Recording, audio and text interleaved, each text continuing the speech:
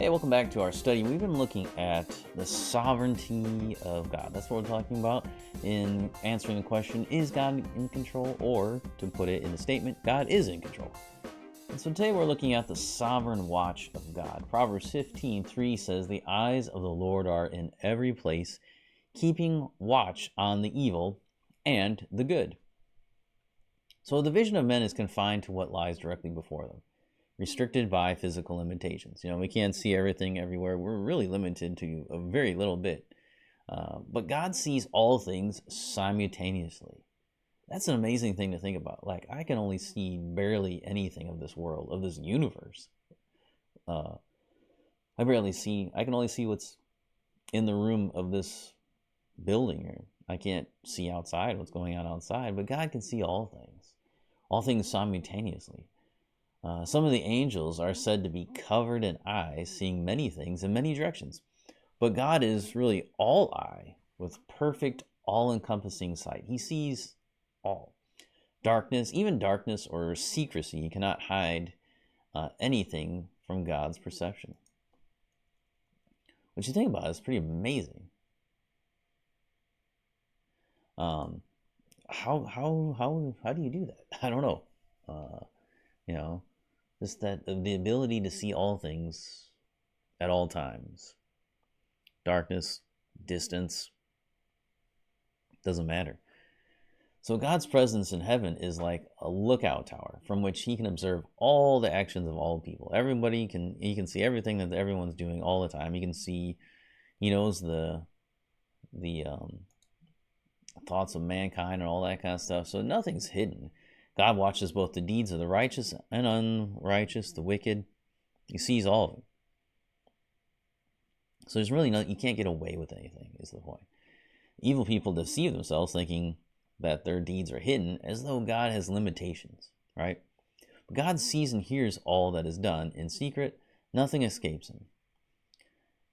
Proverbs 15:11 says, "Sheol and Abaddon lie open before the Lord. How much more the hearts of the children of man?" So the realm of the dead is what he's talking about. Sheol, Abaddon. Sheol is the place of the dead. Abaddon is the bad place of the dead for the wicked. And so you see this idea. The mystery of that state is really beyond our perception. We don't know what it is like in the dead, right? We know that there's life after death. The soul continues to live on, but we don't really know what that is, and we've never seen it with our own eyes. But despite human debates about the afterlife, only God sees this realm fully. He's fully aware of what's going on in the realm of the dead. God discerns the deepest thoughts of all his creatures, even the schemes of Satan. So nothing that the people do is hidden, not their schemes. So anything that's going on in hell or in heaven, God sees. The wicked flatter themselves, thinking their actions remain hidden in mystery, but to God they're fully exposed, like the noonday sun. There's no mystery with God. God knows all. And so with us, there's mystery because we don't know everything. But with God, there is no mystery. On Judgment Day, the secret of all hearts will be exposed. Not a single thought or intent will be hidden. What foolishness it is to think that the evil done in darkness will go unseen. So that's what that verse says. If the place of the dead, that we have no clue what's going on there, if God sees that fully, how much more in the hearts of man? Something that is completely mysterious to us, but we know so hearts.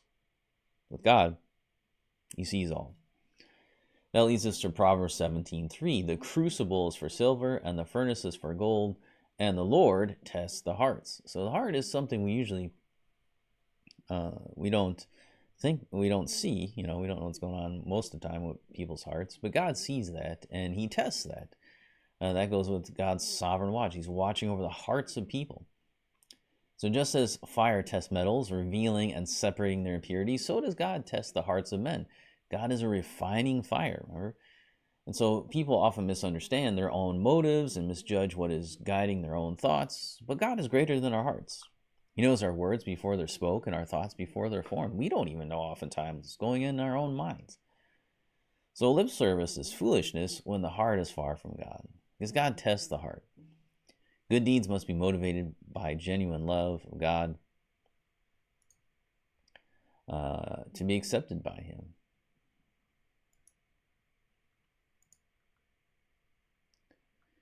So, yeah, we need to have genuine love. Because if God's testing the hearts, he would be able to see, it's like the crucible idea, that the good would be left behind and the bad is burned off. So God knows. God knows.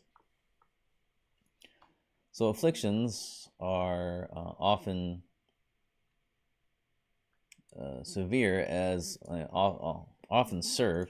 afflictions often serve as a furnace by which God refines our hearts. So oftentimes he uses afflictions, problems, and he does not consume his people entirely. He refines without destroying them. The wicked are going to be completely consumed, though. So he's, to both Christians and non-Christians alike, God is a consuming fire. But with Christians, he doesn't burn us all the way up. We're not consumed by his wrath and fury. But the afflictions that come, the trials that we go through, even the good things God uses to refine us. But with the wicked, it's intended to consume for all eternity. It'll be constantly consuming. So that is not good. But that shows that God is watching over. He watches over all the actions, all the things that's going on. He watches over the hearts of men. And so he knows everything that could and will happen. And he's sovereignly, all-powerfully, God is in control because he watches everything. He sees everything. Nothing is hidden from his sight. And so we really remember that as we talk about the sovereignty, the control of God, is that there's nothing hidden from him. He's not missing something. He's seeing everything.